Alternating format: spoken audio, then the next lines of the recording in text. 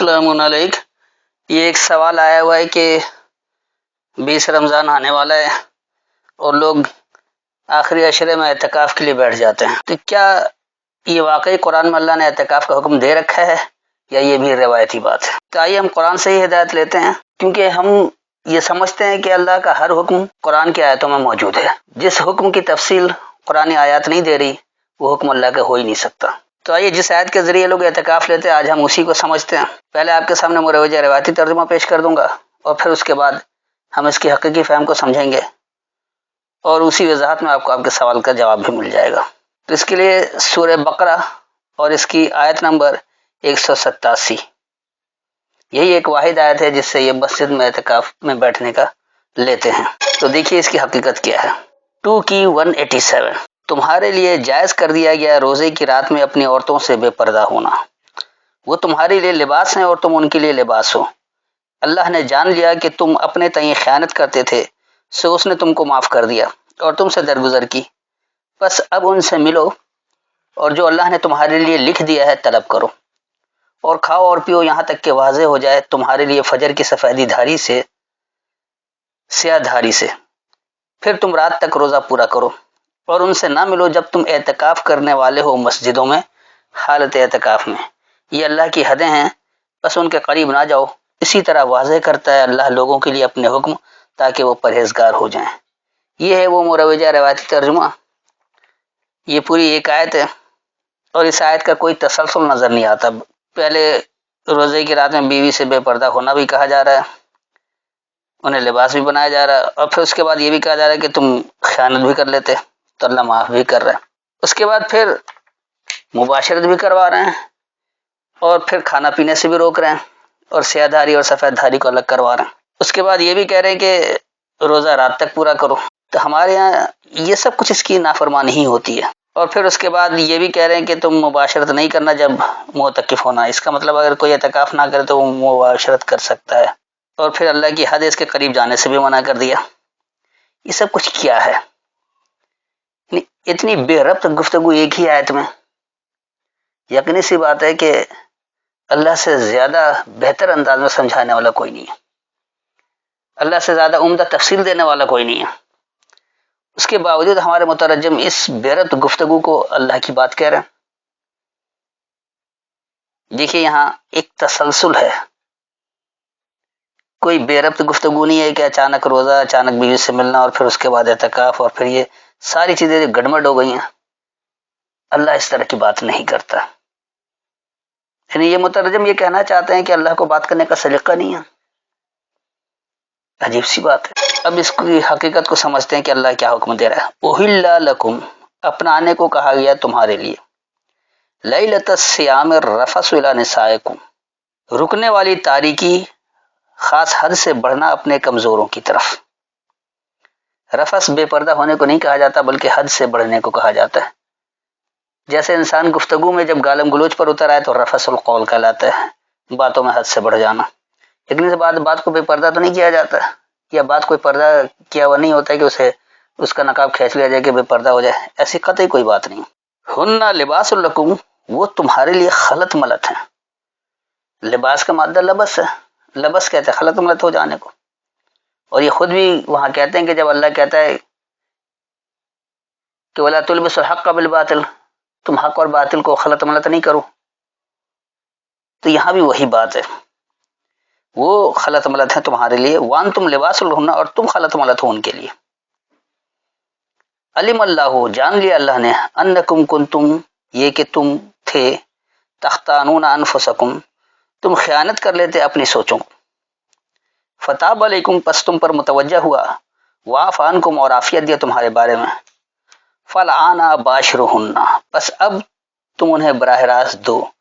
باشر کا مادہ بشر ہے، بشر آگہی کو کہتے ہیں، باشر براہ راست آگاہی کو، اس لیے آپ دیکھیں کہ جب کوئی براہ راست میچ آ رہا ہوتا ہے، براہ راست لائیو ٹیلی کاسٹ ہو رہی ہوتی ہے تو وہاں باشر لکھا ہوتا ہے، تو انہیں براہ راست دو۔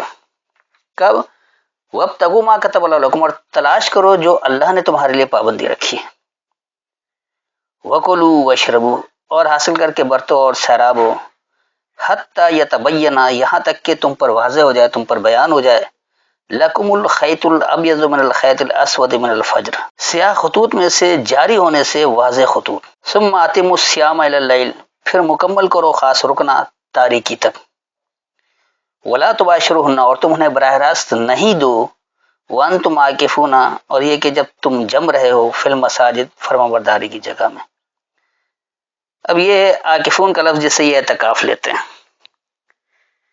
تو کیا واقعی جہاں بھی لفظ عاکفون آیا ہے انہوں نے اعتکاف کرنا کیا، یا صرف یہ واحد جگہ ہے؟ اس کا مادہ اکف ہے، عین کاف فے، اور اکف سے کئی جگہ قرآن میں استعمال ہوا، لیکن کہیں انہوں نے اعتکاف کرنا نہیں کیا سوائے اس واحد جگہ کے۔ پھر تلک حدود اللہ، یہ اللہ کی حدیں ہیں، فلا تقربوها، پس تم اس کے قریب نہیں جاؤ۔ کذالک یبین اللہ، اسی طرح اللہ واضح کرتا ہے آیات ہی، آیتوں کے ذریعے، للناس، لعلہم یتقون، تاکہ وہ پابندی اختیار کرنے والے بنے۔ یہ تو میں نے آپ کو اس کا لفظی ترجمہ بتایا۔ سب سے پہلے آپ عاکفون کو سمجھنے کے لیے کہ عاکف کا مطلب کیا واقعی اعتکاف ہے یا ایسا نہیں ہے، تو تصریف آیت کے اصول کے تحت بالکل یہی عاکفون لفظ استعمال ہوا ہے سورہ الانبیاء میں، اور اس کی آیت نمبر ہے 52، 21 کی 52۔ آئیے اس کو بھی دیکھ لیں۔ جب اس نے کہا اپنے باپ سے اور اپنے قوم سے، کیا ہیں یہ مورتیاں جن کے لیے تم جمے بیٹھے ہو؟ اب دیکھیے یہاں بات کیا ہو رہی ہے۔ اذ قال لابیہ، جب کہا اپنے باپ کے لیے، اپنے سرپرست کے لیے، وقومہ، اور اپنے قوم کے لیے، ما ھذہ التماثیل، کیا یہی تمہاری لیے مثالیں ہیں؟ تماثیل مورتیوں کو نہیں کہا جاتا، مثل سے نکلا، یہی تم مثالیں دے رہے ہو؟ التی، وہ جو کہ تم ہو، لہا، اس کے لیے، عاکفون، جمے بیٹھے ہو۔ اب دیکھیے یہاں بھی سورہ البقرہ میں وانتم عاکفون فی المساجد ہے، اور یہاں پر ہے انتم عاکفون، تو یہاں تو جمے بیٹھا ترجمہ کر رہے ہیں، یہاں اعتکاف بنا دے رہے ہیں۔ یہ کیا تک ہے؟ یعنی جہاں روایتیں فٹ بیٹھ جائیں وہاں وہی ترجمہ کر دیا جائے، جس میں زیر زبر پیش کسی چیز کا فرق نہیں ہے، اس کے بھی آپ دو معنی کر رہے ہیں۔ یہ ہے ہدایت سے دور کرنا، اپنی روایتوں کو پروان چڑھانا، اللہ کے احکامات کو پس پش ڈال کر غیر اللہ کے احکامات کو نافذ کروانے کے لیے یہ ہیر پھیر کی جاتی ہے۔ تو عاکفون جو ہے وہ جمے بیٹھنے کے لیے کہا جاتا ہے، تو یہاں بھی جمے بیٹھا رہنا ہی ہے۔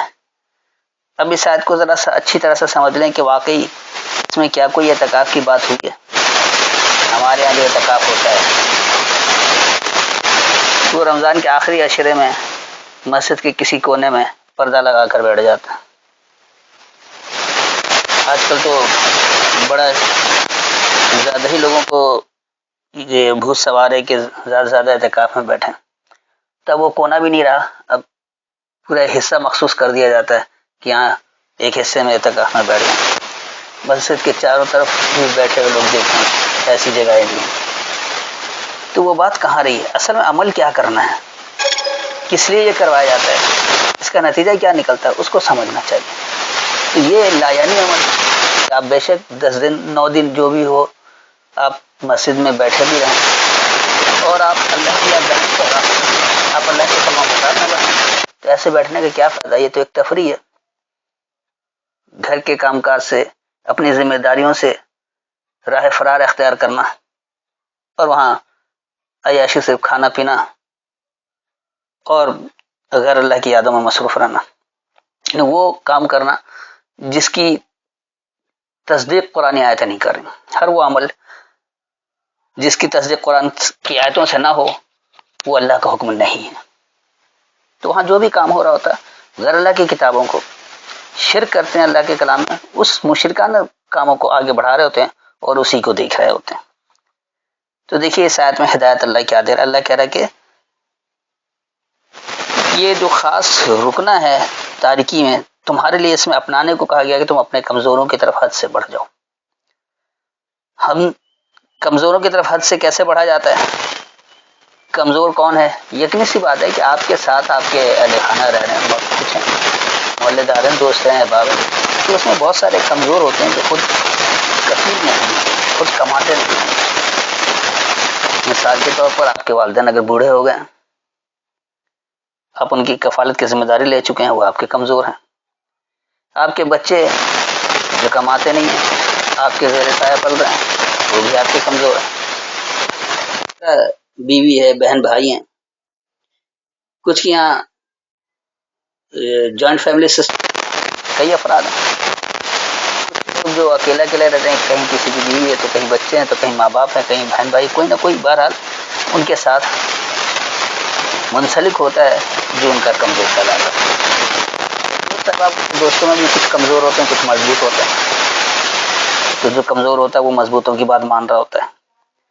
تو یہ جو تاریخی دور میں جو خاص طور پر رکنا ہے، اس میں اپنے کمزوروں کی طرف اگر آپ حد سے بڑھتے ہیں، کوئی زور زبردستی کرتے ہیں، تو اس کو اللہ نے اپنانے کو کہا ہے. ورنہ ویسے کوئی زبردستی نہیں ہے، ہر ایک اپنے معاملات میں آزاد ہے.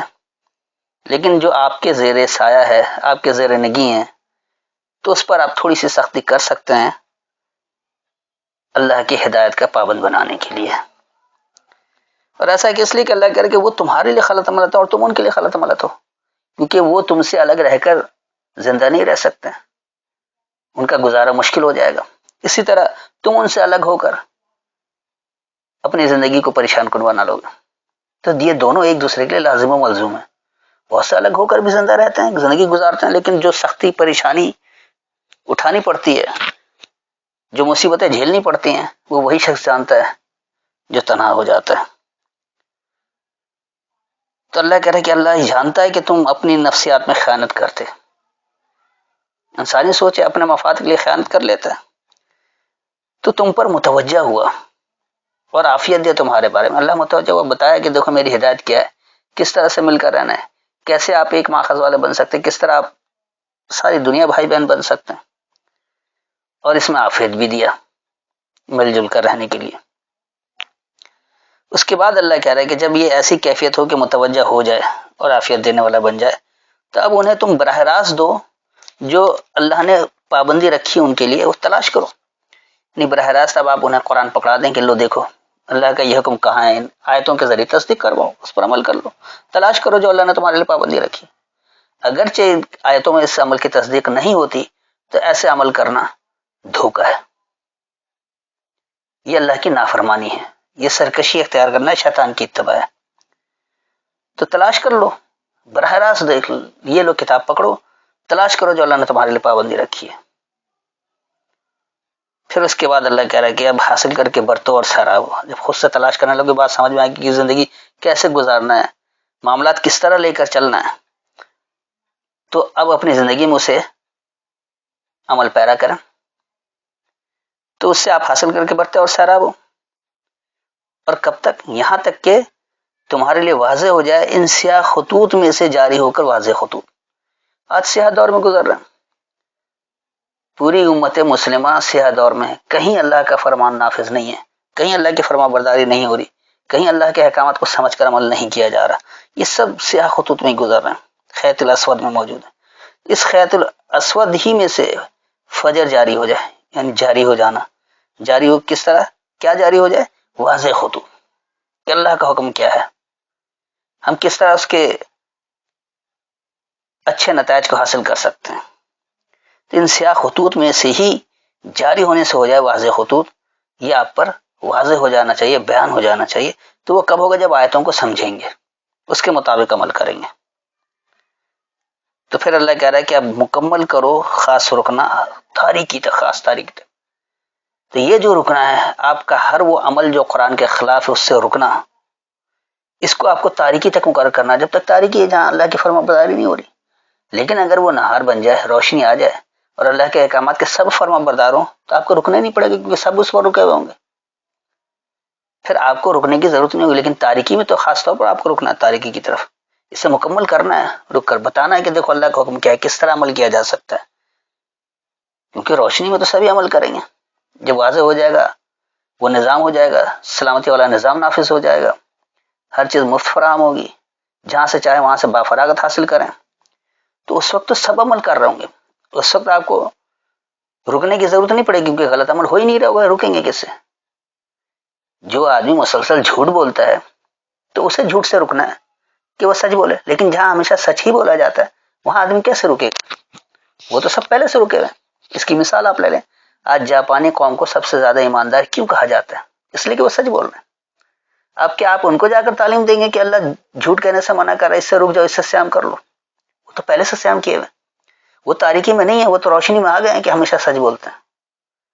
اب آپ تاریکی میں، آپ کے یہاں جھوٹ بولا جا رہا ہے، لہٰذا آپ کو سیام کرنا ہے، جھوٹ بولنے سے رکنا ہے تاکہ آپ بھی روشنی کی طرف آ جائے۔ تو تاریکی تک آپ کو رکنا ضرور ہے۔ جب روشنی ہو جائے گی، ہر آدمی سچ بول رہا ہوگا تو پھر ضرورت ہی نہیں ہے، سچ بولنے سے روکے ہی نہیں رہا اللہ، وہاں رکنا بھی نہیں ہوگا، آپ کو جھوٹ بولنے سے رکنا ہے۔ اس کے بعد پھر اللہ ایک عمل کی بات بتا رہا ہے کہ کس طرح اس پر عمل درآمد کیا جا سکتا ہے اور کیسے ہوتا ہے، کہاں فساد آ جاتا ہے۔ اس لیے اللہ کہہ رہا ہے کہ تم انہیں براہ راست نہیں دو جبکہ تم جم رہے ہو فرما برداری کی جگہ میں۔ ابھی آپ نے فرما برداری کی جگہ نہیں بنائی ہے، ابھی آپ جم رہے ہیں، تو یہاں آپ براہ راست نہ دیں ان لوگوں کو جو قرآن سمجھتے ہی نہیں۔ قرآن کو برکت کے لیے بڑا اوپر محفوظ کر کے رکھ دیا۔ رمضانوں میں رٹیفیکیشن دہرا لیتے ہیں کہ ہم نے قرآن ختم کر لیا ہے۔ قرآن تو تا قیامت تک کے لیے اسے کوئی ختم ہی نہیں کر سکتا، اس پر تو عمل کرنا ہے۔ لیکن ہمارے یہاں کیونکہ قرآن تو سمجھتے نہیں ہیں، جانور کی زندگی گزارتے، کھاتے پیتے اور مر جاتے ہیں۔ ان کا مقصد ہی کھاؤ پیو یا جنسی زندگی گزارو، بس اس کے علاوہ زندگی کا کوئی مقصد ہی نہیں ہے۔ تو ایسے لوگ وہ اللہ کی ہدایت کو کیا سمجھیں گے، وہ کیسے اپنے عمل کی تصدیق کریں گے؟ تو اللہ کہہ رہا ہے انہیں براہ راست نہیں دو، انہیں قرآن مت پکڑاؤ، انہیں کہو پہلے سمجھنے کے قابل تو ہو جاؤ۔ جب عقل و شعور کا استعمال شروع کرو گے، جب قرآن پکڑنا، جب بات سمجھ میں آئی، تو انہیں براہ راست نہیں دو جبکہ تم جم رہے ہو فرما برداری کی جگہ میں۔ اور اس کو اللہ کہہ رہا ہے کہ یہ اللہ کی حدیں ہیں، پس اس کے قریب نہیں جانا۔ یقینی سی بات ہے کہ اگر آپ نے اللہ کی حدوں کا خیال نہیں رکھا اور آپ نے لوگوں کو براہ راست دینا شروع کر دیا، لو قرآن دیکھو اس میں کہاں لکھا ہوا، تو ایک فساد کھڑا ہو جائے گا۔ جیسے آج دیکھ لیں، جہاں خالص قرآن کی بات ہوتی ہے فوراً فتویٰ لگتا ہے منکر حدیث، پرویزی، قادیانی، جو جس کے منہ میں جو آتا ہے، جس کی جیب میں جو فتویٰ پڑا ہوتا ہے وہ فتویٰ نکال لیتا ہے۔ اس کی دلیل کوئی نہیں ہوتی ان کے پاس کہ کس وجہ سے کرے، کیا کرے۔ حدیث کس کو کہتے ہیں؟ وہ منکر حدیث کہنے والوں کو اسی کا ہی علم نہیں ہے کہ حدیث ہے کیا، اللہ کس کو حدیث کہتا ہے۔ اسی طرح پرویزی کا نعرہ لگانے والے، فتویٰ دینے والے، ان کو نہیں پتا کہ پرویز ہے کیا چیز۔ قادیانی کا فتویٰ لگا دینے والے، انہیں نہیں پتا کہ قادیانی ہے کیا، بس کیونکہ ہمارے یہاں اسے غیر مسلم قرار دے دیا گیا اور وہ ایک مخالف عمل سمجھا جاتا ہے، فتویٰ لگا دو، لوگ اس کے پیچھے خود ہی پڑ جائیں گے۔ تو یہ لوگ سلامتی والے ہونے کے بجائے غیر سلامتی والا کام کرتے ہیں۔ کوئی آپ کی زندگی کو سنوارنا چاہتا ہے، آپ اس کی زندگی میں اذیت دینا چاہتے ہیں۔ تو ابھی انہیں براہ راست نہیں دیں جب آپ جم رہے ہیں فرما برداری کی جگہ میں، یہ اللہ کی حدیں، اس کے قریب نہیں جاؤ۔ اگر آپ اس طرح قریب جائیں گے تو اس کے غلط نتائج آپ بھگتیں گے۔ اب اللہ یہ واضح طور پر بتا دے رہا ہے کہ اسی طرح اللہ نے اپنی آیتوں کے ذریعے لوگوں کے لیے وضاحت کر دیا ہے۔ اللہ نے یبین اللہ آیاتہ للناس کہا ہے، یہ نہیں کہا کہ یبین اللہ آیاتہ للناس کے بجائے حدیث للناس، کسی حدیث سے سمجھ لیں یا بخاری سے یا اصول کافی سے، ایسا ہرگز نہیں۔ اللہ کسی غیر اللہ کی کتاب کی بات ہی نہیں کرتا ہے، تو اللہ واضح کر رہا ہے اپنی کتاب کی آیتوں سے، اور یہ لوگوں کے لیے وضاحت ہے۔ کس لیے؟ تاکہ وہ بھی پابندی اختیار کرنے والے بن جائیں، وہ بھی اللہ سے بچنے والے ہو جائیں، اللہ سے ڈرنے والے ہو جائیں، اللہ کے احکامات کی اتباع کرنے والے بن جائیں۔ تو یہ سب کچھ کب ہوگا؟ جب آپ عقل و شعور کے ساتھ اللہ کی ہدایت کو سمجھنے کی کوشش کریں گے، اس کے مطابق عمل کریں گے، پھر جا کر یہ سب کچھ ہو سکتا ہے۔ تو یہ عاکف کہیں بھی اعتکاف کے لفظوں میں آیا ہی نہیں، اعتکاف کے معنوں میں جو ہمارے یہاں دھڑلے سے لیا گیا، اور آنکھ بند کر کے اعتکاف کا مطلب ہی ہے کہ 10 دن کے لیے مسجد میں بند ہو جاؤ، آخری عشرے میں بند ہو جاؤ، گھر سے بے فکر، ہر چیز سے بے فکر، خوف و عیش کرو اور پوجا پاٹ میں لگے رہو۔ ہرگز اس کا کوئی اچھا نتیجہ برآمد نہیں ہوتا۔ کیا اس 10 دن کے بعد ان کا کردار سدھر جاتا ہے؟ کیا وہ دھوکہ دینے سے باز آ جاتے ہیں؟ کیا وہ ملاوٹ کرنے سے باز آ جاتے ہیں؟ کیا وہ اپنے ہر غلط عمل سے توبہ کر بیٹھتے ہیں؟ اگر یہ سب کچھ نہیں کرتے تو یہ بیٹھنے کا کیا فائدہ ہے؟ سوائے لا یعنی عمل، اس کے علاوہ اور کچھ بھی نہیں ہے۔ تو عاکف کا مطلب کہیں بھی یہ اعتکاف ہے ہی نہیں، اور عاکفون کو میں نے آپ کو سورہ انبیاء سے بہت اچھی طرح واضح کر دیا کہ عاکفون کا ترجمہ یہ خود بھی جمے بیٹھے کرتے ہیں کہ جمے بیٹھے رہو، جس پر جم جایا جائے کہ بس یہی عمل کرنا ہے، آنکھ بند کر کے اندھی تقلید، باپ دادا کی پجاری، جیسا چلا رہا ویسے کرے، دنیا جیسا کرے ویسے کرے، یہ عقل و شعور استعمال نہیں کرتا۔ تو یہ تھی اس کی مکمل وضاحت، میرے خیال میں نے اچھی طرح واضح کر دیا ہے۔ پھر بھی اگر کوئی نفسیاتی الجھن رہ گئی ہو یا کوئی بات سمجھ میں نہ آئی ہو تو آیت کا حوالہ دے کر بات کر سکتے ہیں، سوال کر سکتے ہیں، آپ کو دوبارہ جواب دیا جائے گا۔ السلام علیکم۔